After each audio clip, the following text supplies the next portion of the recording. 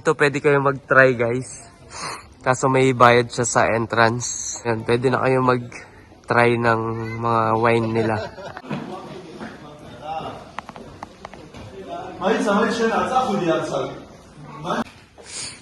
Okay, if it's possible, tell me what you're interested in at first. Only wine tasting, also cooking activities, or only excursion?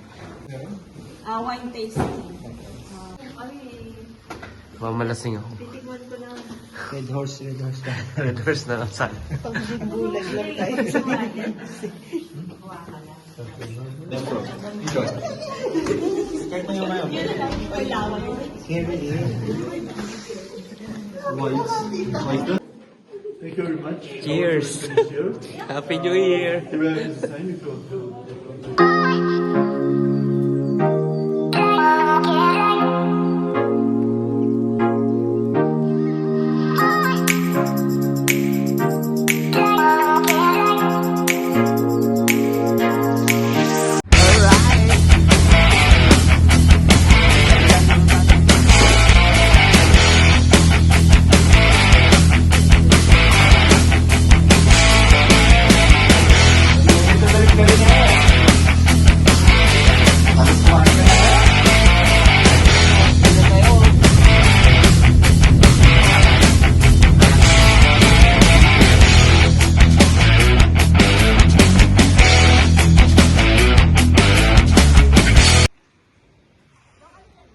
Dito tayo ngayon guys sa winery kung saan ginagawa nila yung mga alak made from Georgia.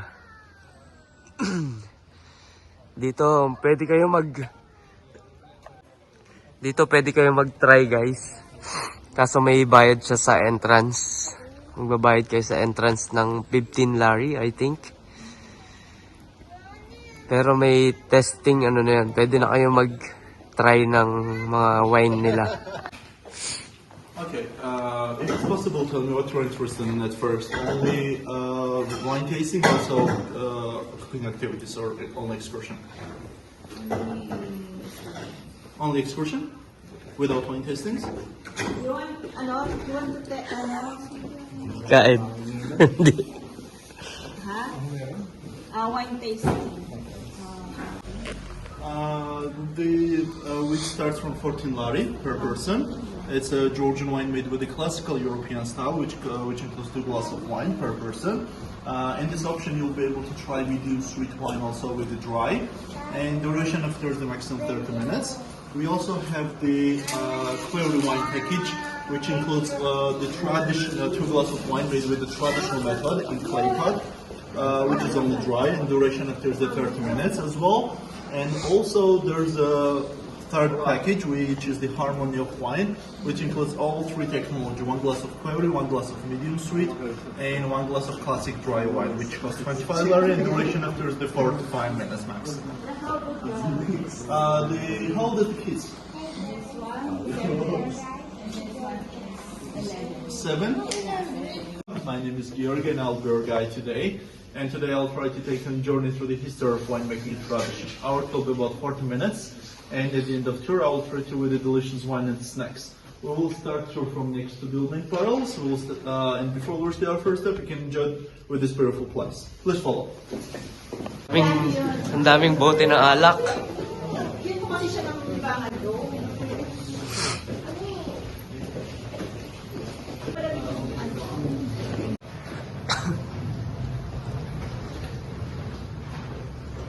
This is one of the most unique wine cellars in the world, which name is the Guarale Wine Cave.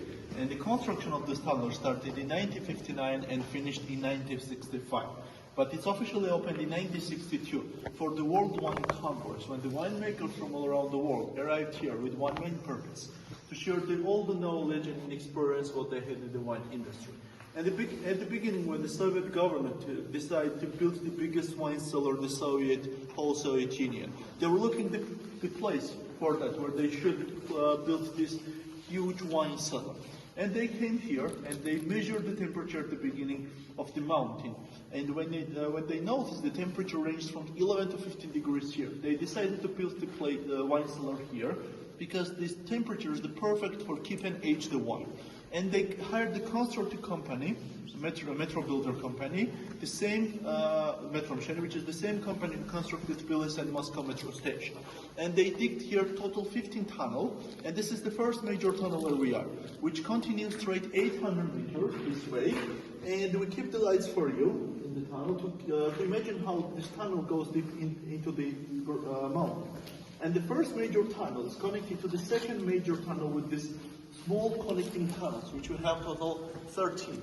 And each length is 500 meter, and the total length of those tunnels is 8 kilometer and 200 meter. Okay, let's stop here. So, the company itself, Winery Carnival, founded in 1995. And in this 2019, it became one of the most rare companies in Georgia and unique, which is the huge estate winery. We'll never know what kind of soil or pesticides these people use, which is the real important thing when you're growing up the grape and cultivating the grape.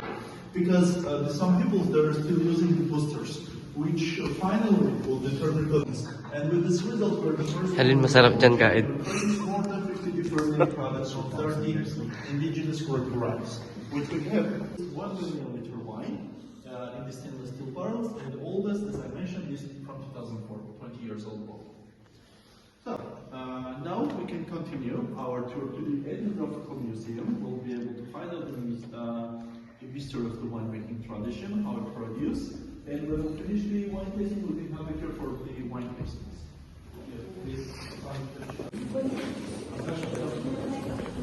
Pagawaan ng alak, guys. Dito tayo sa kanilang pagawaan ng alak. Ito yung mga kanilang alak. Iba't ibang klase ng alak.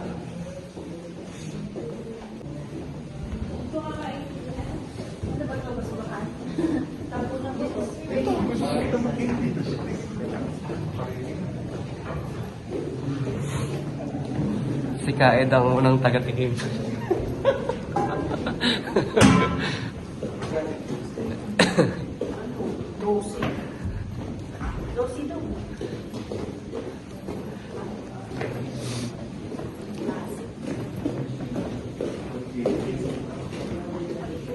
Every single element of what we use in winemaking process, everything is in full harmony with the nature, everything founded there.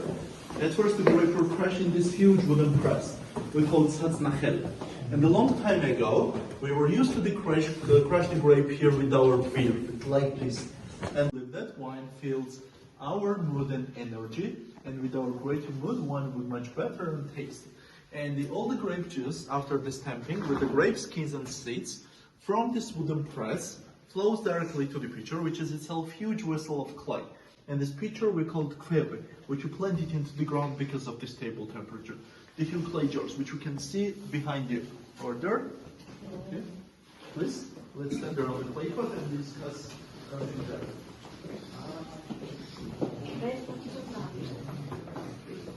The wine will change and it will get sour like the vinegar, and our whole harvest will be destroyed. After the fermentation process, we seal the clay pot and we wait about 4 or 5 months. And in this part of Georgia, we have for the wine distilled called orchela, which is made from the copper, because the copper is a natural antiseptic, and it's safe to take the wine with this. We just take the wine from Quevery with this tool, and we can transfer to the different vessels for the tasting. Questions? Then let's continue. Now let's continue to the wine tastings, the best part of the tour. Let's go. And I'm sure you will feel this moment.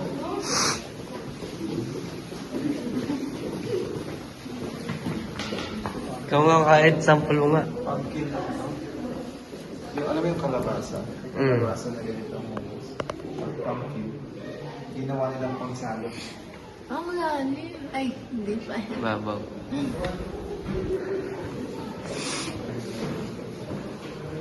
Wine testing! Magwa-wine testing si Kaed. Hindi na tumapad, nag-wine testing pa. Sige.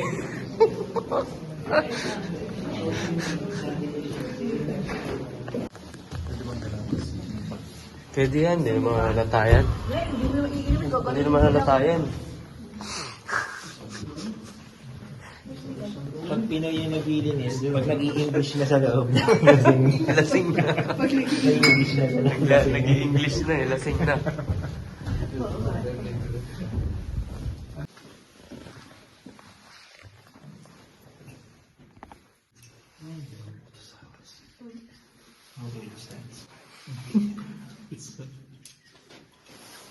No, it's very strange. No, I just think, I just joke. Yes. It's very strange. Yeah. All eyes on me. Yes. You're the star of the day. No, I know even better sound of that. Yeah. When you are pouring it in the glass. Yes, correct. Ubusin ko, ay, Mamalasing ako. titigman ko lang. Red horse ka. Red horse na lang sana. Gulag lang tayo. Like the dark spice chocolate and with the white fruit. Enjoy.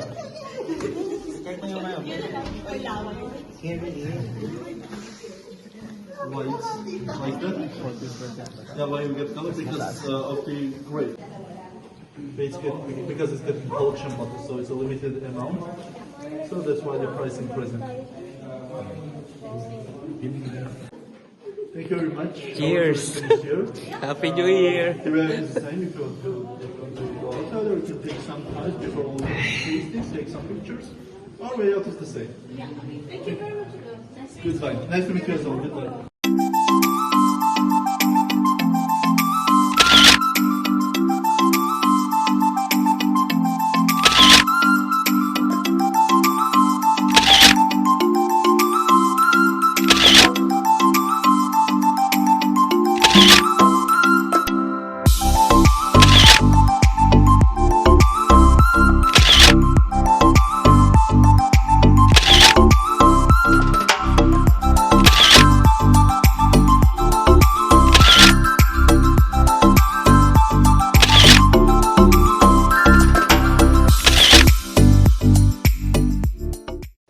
At dyan, nagtatapos ang ating wine testing, guys. Alright, thank you for watching. Sana nag-enjoy kayo sa inyong panonood. Sa mga hindi pa po nakasubscribe sa ating YouTube channel, please click the subscribe button at ang ating notification bell para lagi po kayo updated sa ating mga bagong video. Alright, see you all guys on my next vlog. Renzo Vlog signing off. Yes, sir.